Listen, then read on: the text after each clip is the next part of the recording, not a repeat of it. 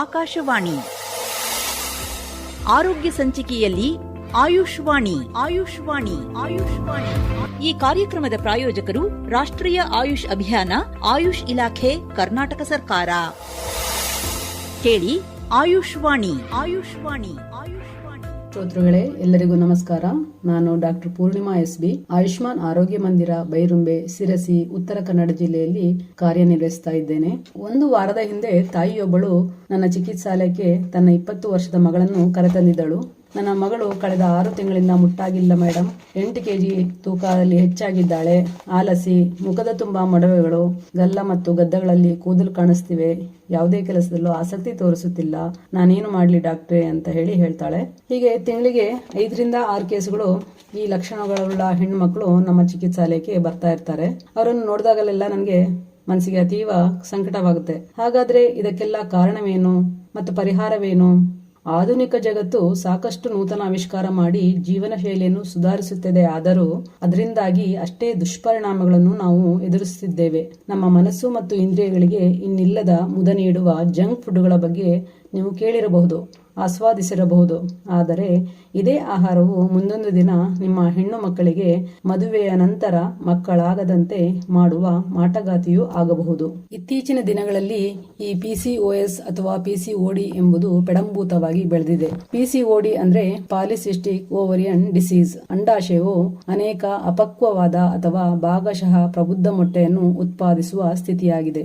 ಇದು ಕಳಪೆ ಜೀವನ ಶೈಲಿ, ಸ್ಥೂಲಕಾಯತೆ, ಒತ್ತಡ ಮತ್ತು ಹಾರ್ಮೋನುಗಳ ಅಸಮತೋಲನದಿಂದ ಸಂಭವಿಸುವಂತದ್ದು. ಇದರಿಂದ ಅಂಡಾಂಶಗಳು ಹಿಗ್ಗುತ್ತವೆ ಹಾಗೂ ಹೊರಪರದೆಯ ಅಂಚಿನಲ್ಲಿ ಸಣ್ಣ ಚೀಲಗಳು ಬೆಳೆಯುತ್ತವೆ ಹಾಗೂ ದ್ರಾಕ್ಷಿ ಗೊಂಚಲಿನಂತೆ ಗೋಚರಿಸುತ್ತವೆ. ಇನ್ನು PCOS, ಪಾಲಿಸಿಸ್ಟಿಕ್ ಓವರಿಯನ್ ಸಿಂಡ್ರೋಮ್, ಇದು ಚಯಾಪಚಯ ಅಸ್ವಸ್ಥತೆಯಾಗಿದೆ. ಇದು PCODಗಿಂತಲೂ ಗಂಭೀರವಾಗಿರುತ್ತದೆ. ಇದರಲ್ಲಿ ಅಂಡಾಂಶಗಳು ಮೊಟ್ಟೆಗಳನ್ನು ಬಿಡುಗಡೆ ಮಾಡುವುದನ್ನು ನಿಲ್ಲಿಸುತ್ತವೆ. PCOD ಅಥವಾ PCOS ಇತ್ತೀಚಿನ ದಿನಗಳಲ್ಲಿ ಹೆಣ್ಣು ಮಕ್ಕಳಲ್ಲಿ ಸರ್ವೇ ಸಾಮಾನ್ಯವಾಗಿ ಕಂಡುಬರುವ ರೋಗ ಲಕ್ಷಣ ಆಗಿದೆ. ಇದಕ್ಕೆ ಕಾರಣಗಳೆಂದರೆ ಹಾರ್ಮೋನುಗಳ ಇಂಬ್ಯಾಲೆನ್ಸ್ಡ್ ಫುಡ್ ಮತ್ತು ವ್ಯಾಯಾಮರಹಿತ ಜೀವನ, ಮಾನಸಿಕ ಒತ್ತಡ, ಕೊಬ್ಬಿನ ಪದಾರ್ಥಗಳ ಅತಿ ಸೇವನೆ, ನಿದ್ರೆಯ ಕೊರತೆ, ಮಾದಕ ವಸ್ತುಗಳ ಸೇವನೆ, ಅತಿಯಾಗಿ ತಿನ್ನುವುದು, ಜಂಕ್ ಫುಡ್ಗಳ ಸೇವನೆ, ಸ್ಟ್ರೀಟ್ ಫುಡ್, ಫಾಸ್ಟ್ ಫುಡ್ಗಳು ಇತ್ಯಾದಿ.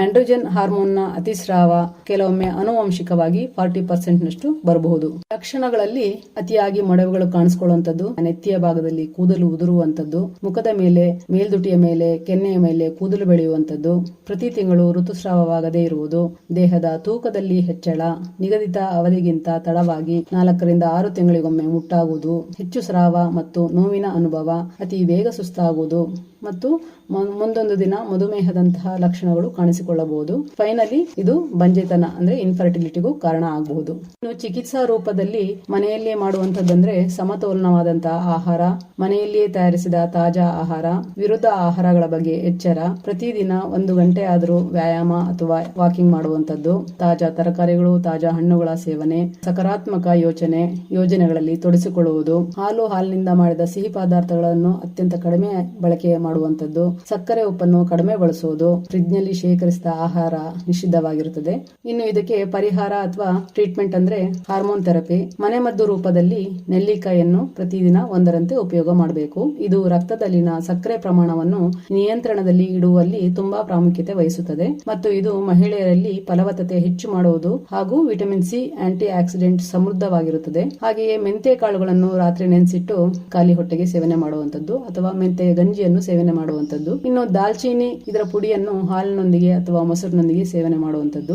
ಅಗಸೆ ಬೀಜಗಳು, ಇದರಲ್ಲಿರುವ ಉನ್ನತ ಮಟ್ಟದ ನಾರಿನಾಂಶ ಅಂದ್ರೆ ಒಮೆಗಾ 3 ಮತ್ತು ಒಮೆಗಾ 6 ಕೊಬ್ಬಿನಾಮ್ಲಗಳು ಅಂದ್ರೆ ಫ್ಯಾಟಿ ಆಸಿಡ್ಸ್ ಗಳು ಮತ್ತು ಲೆಕ್ಸನ್ ನಂತಹ ಪ್ರೋಟೀನ್ ದೇಹದಲ್ಲಿರುವ ಟೆಸ್ಟೋಸ್ಟಿರಾನ್ ಪ್ರಮಾಣವನ್ನು ಕಡಿಮೆ ಮಾಡುವುದು. ಬೆಳಗ್ಗೆ ಖಾಲಿ ಹೊಟ್ಟೆಗೆ 10 ತುಳಸಿ ಎಲೆಗಳನ್ನು ಜಗಿಯಿರಿ. ಆಯುರ್ವೇದದಲ್ಲಿ ಪಂಚಕರ್ಮ ಚಿಕಿತ್ಸೆಗಳು ಇದಾವೆ. ತ್ರಿದೋಷಗಳ ವೈಪರೀತ್ಯದಿಂದ ಉಂಟಾಗುವ PCOS ಅನ್ನು ಸ್ನೇಹಪಾನ, ವಿರೇಚನ ಚಿಕಿತ್ಸೆ ಮತ್ತು ಹಲವಾರು ಆಯುರ್ವೇದ ಔಷಧಗಳ ಸೇವನೆಯಿಂದ ಗುಣಪಡಿಸಿಕೊಳ್ಳಬಹುದು. ಇನ್ನೂ ಹೆಚ್ಚಿನ ಮಾಹಿತಿಗಾಗಿ ಡಾಕ್ಟರ್ಗಳನ್ನ ಭೇಟಿ ಮಾಡಿ ಟ್ರೀಟ್ಮೆಂಟ್ಗಳನ್ನ ತೆಗೆದುಕೊಳ್ಳಬಹುದು. ಧನ್ಯವಾದಗಳು.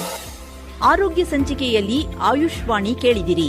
ಮಾತನಾಡಿದವರು ಡಾಕ್ಟರ್ ಪೂರ್ಣಿಮಾ SB, ಆಯುಷ್ಮಾನ್ ಆರೋಗ್ಯ ಮಂದಿರದ ವೈದ್ಯಾಧಿಕಾರಿಗಳು, ಭೈರುಂಬೆ, ಸಿರಸಿ ತಾಲೂಕು. ಪ್ರಸ್ತುತಿ MS ಅನುಪಮಾ.